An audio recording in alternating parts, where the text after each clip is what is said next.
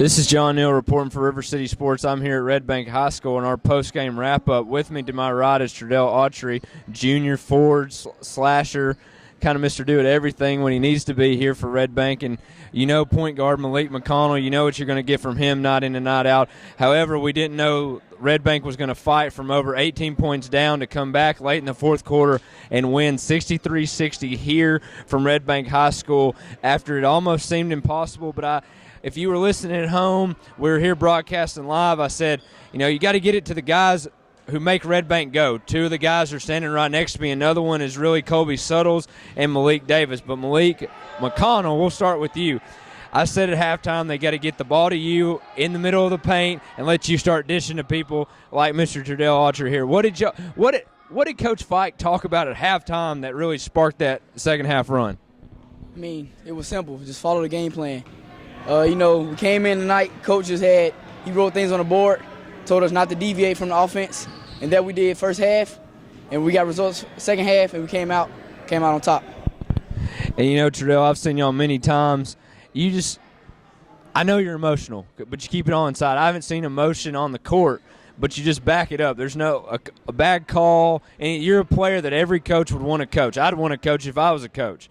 You just get it done. You had 11 tonight, 8 in the second half. What really did you take it upon yourself to say, hey, I need to step up for my team the second half, we're down? Or what do you do every night in and night out to help this team?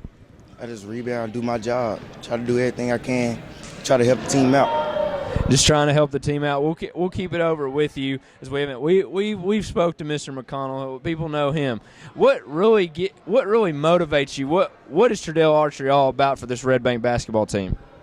I'm just like a rebounder. I can go to the basket. I just like do what I like to do. Not many people know Tredell Autry is also part of that elite Chattanooga team, a national champion.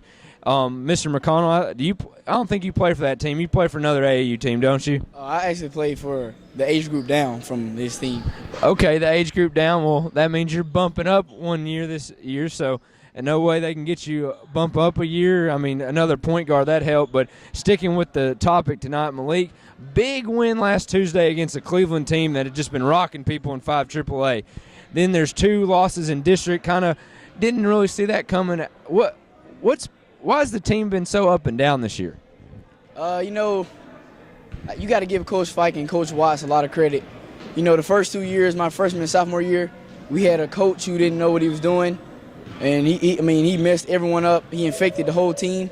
So I got to give both of those guys a lot of credit. They're really just working on fixing us, getting us better every day. And Tredell, you being a junior as well, what have you seen changes here that Coach Fike has brought in? I've seen a lot of changes in the attitude and just the game, period. Well, guys, this is John Hill reporting for River City Sports in our post-game show. Again, the Lions seize control of that 4th place spot in the district with a 63-60 win here tonight over East Ridge, a rival from across town. Malik McConnell, Tredell Autry, big parts of that win tonight. Look for our recap. We'll have a breakdown after this. Re-listen to the game. It was an exciting one to listen to. But thank you again for listening to us, Malik and Tredell. The Red Bank pushes on to try to get a little bit better seeding in that district tournament that's coming up in 2 weeks from Red Bank.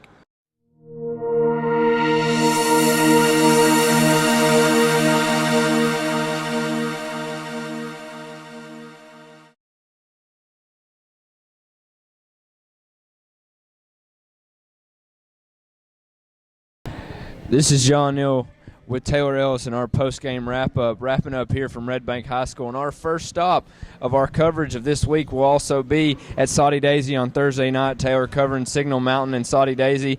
As also on Friday night, capping off the week, we have a game between Notre Dame and Signal. Right. But kicking it back here tonight, they say basketball is a game of runs. They say basketball is a marathon season. We had both of those tonight, Taylor. Sure, yeah. Both the girls and both the boys, when you hit runs in basketball, one team goes up, the other team likely fades away. Right. Well, on the girls' side tonight, East Ridge comes away victorious 54-37. We'll kick right into it, Taylor.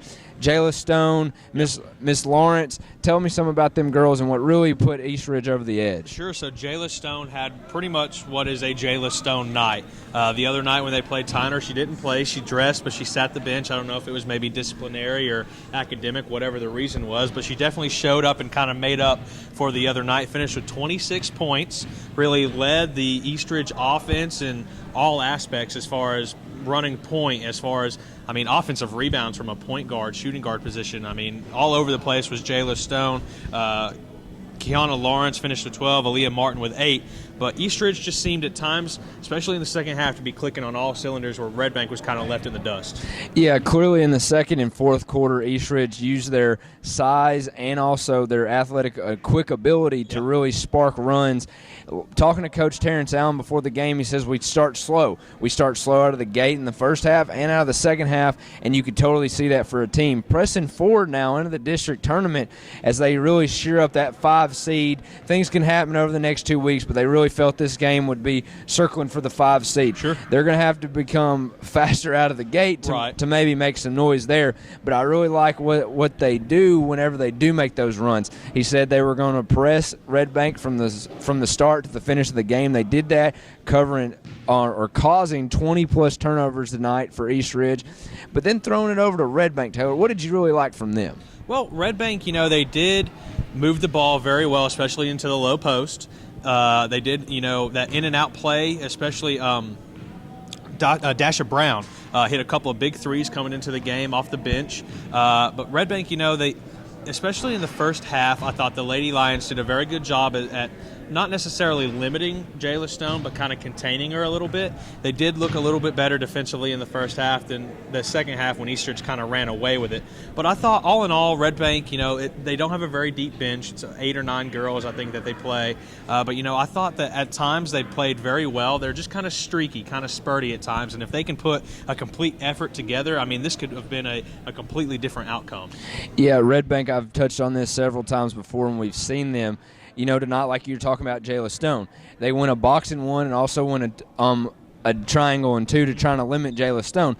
The problem with that, if you can't set up your half-court defense and you're running every night or running like they were in the second and fourth quarter to those speedy athletic guards for East Ridge, then you can't set that up. It causes easy transition points for East Ridge.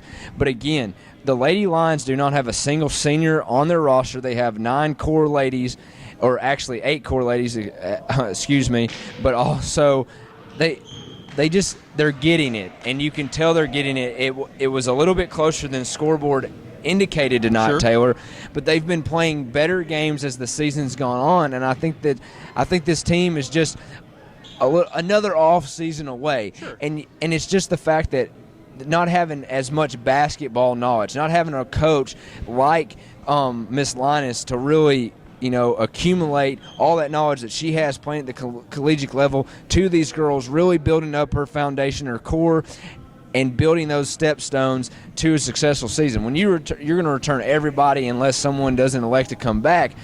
But once they get it, one of the big things I really want to key on is Miss Kiki Evers. Yeah. She dished it out to Miss Daisha Brown. Yeah. Daisha Brown kicked it right back to her, went up. The layup wasn't good, but they drew the foul. Sure. That's something that you see it. That's a Baylor-type play. That's a Walker Valley, a Bradley Central-type offensive play. So hats off to what they're doing here at Red Bank. And then Terrence Allen, again, they get their 3rd victory on the season, their 3rd district win of the season, and they're circling around that 5 spot. Sure. Kicking it over the boys.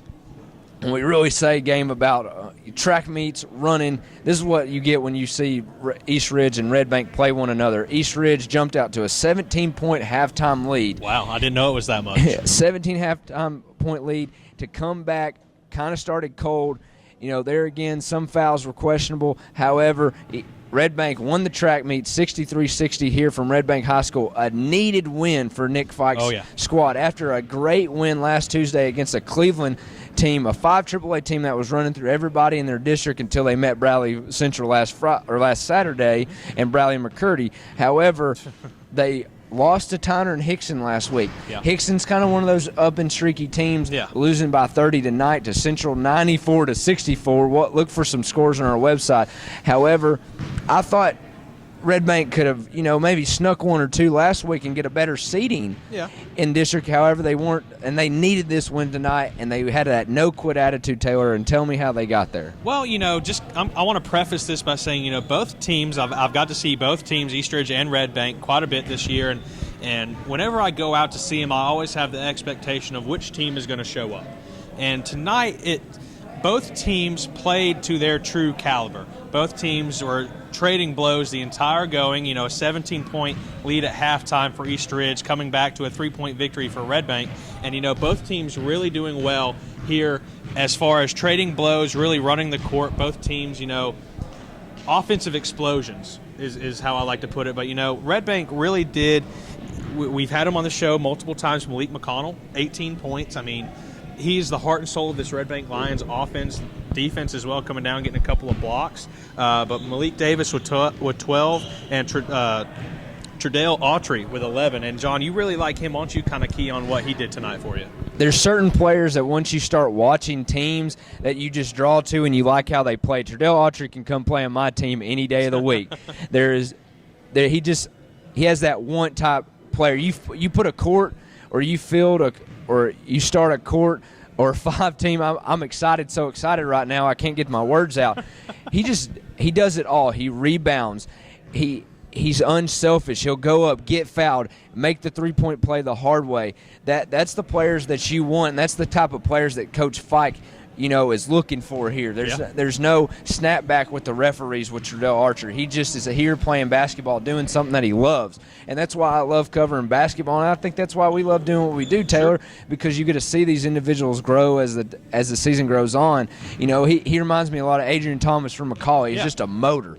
And Malik McConnell, Will Davis, Malik Davis, this Red Bank team is like a Rubik's Cube. I keep using that term. You put it together, it's beautiful. The beautiful thing about it is they're only juniors. So, again, Eastridge came out firing tonight in the first half, led to a 17-point lead at halftime, fell short, kind of went cold there in the second half from behind the arc. They settled for a couple shots. Red Bank took full advantage, coming away with the victory tonight, 63-60 from Red Bank. We'll be at Saudi Daisy on Thursday night. Me and Taylor, RCS Taylor. Go follow us on our social medias. Thank you for watching the River City Sports post-game wrap-up.